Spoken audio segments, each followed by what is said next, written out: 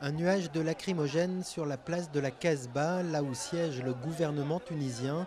Sans trop savoir d'où c'est parti, certains manifestants commencent à jeter des projectiles sur la façade du Premier ministère. Mais ils sont très vite calmés par d'autres manifestants qui se regroupent pour reprendre ensemble l'un de leurs slogans préférés. Le peuple veut que le gouvernement s'en aille. Après une première nuit passée sur place à braver le couvre-feu, les manifestants sont de plus en plus nombreux à réclamer la démission du gouvernement provisoire. Pas question pour eux de se laisser diriger par une équipe composée d'anciens ministres du président déchu. On ne va pas reculer en arrière, on va avancer. Et si on va reculer, ils doivent nous tuer. Donc je pense que c'est la fin.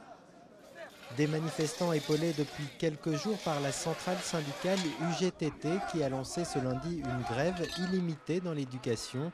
Un appel peu apprécié de certains parents alors même que les plus jeunes élèves devaient reprendre les cours après 2 semaines d'interruption. En Tunisie, nous avons à peu près 2 millions d'élèves.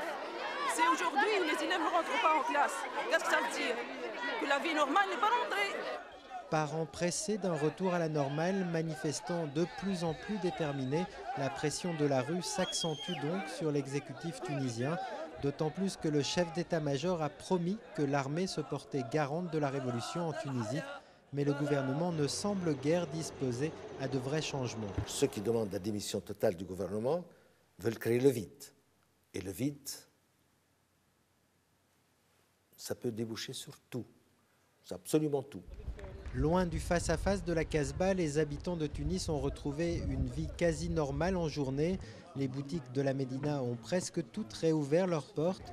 Les terrasses sont pleines, mais tout le monde ici reste suspendu à l'issue du feuilleton de la Révolution.